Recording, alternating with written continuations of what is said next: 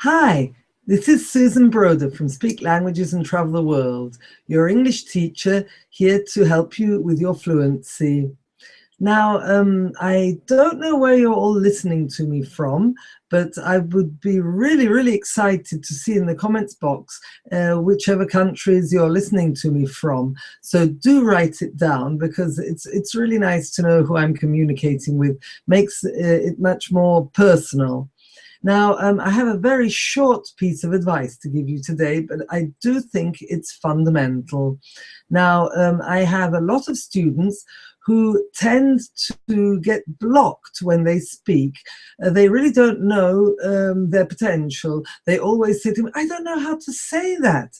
Now, in particular, I have a very sunny place where I teach, and sometimes I need to draw the curtains. So I had one student who, she didn't know how to tell me in English that the sun was blinding her. She kept saying, but I don't know how to say it. How do I say the sun's blinding me?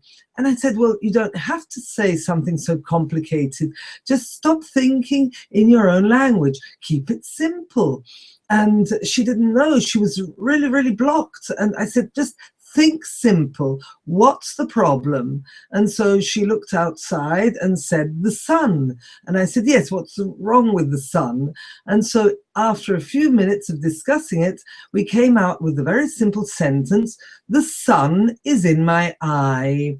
So she could have also said, the sun's going in my eye, or the sun is disturbing me, or the sun's bothering me. But to keep it simple, the sun is in my eye is quite easy. Or I can't see, there's the sun.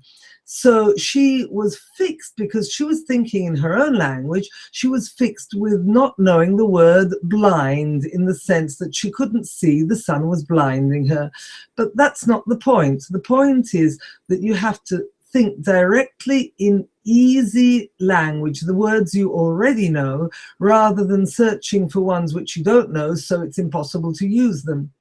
You mustn't get blocked with what you don't know. You have to use what you do know.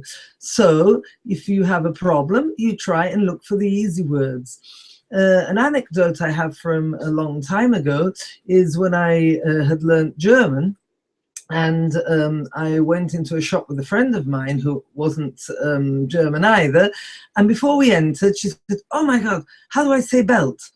And I said, well, that's not really a problem, because I'd been living there for a while. So I didn't worry about how to say things. I knew that somehow I'd get it out. And in fact, we didn't know how to say belt. So we walked in the shop and said, excuse me, have you got one of those long things that you put around your trousers to hold your trousers up? And then they said, oh, you're looking for a belt. So we learnt the word belt. So you just need to use the resources you have, the words you already know, express them in really simple sentences, and you'll be able to get the information over to the other person.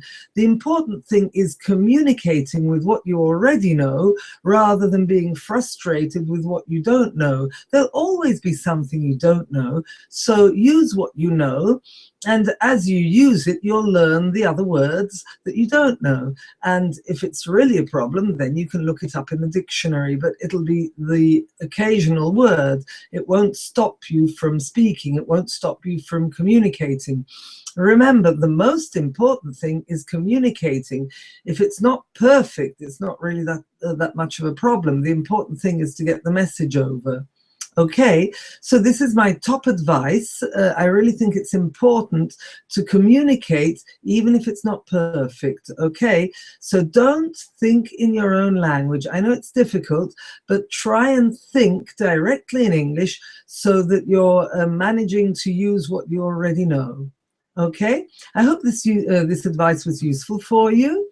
If you haven't already subscribed, press here and you'll be connected and you can subscribe. Or don't forget also to download, down in the description, download my free fluency exercises and let me know how you get along with them.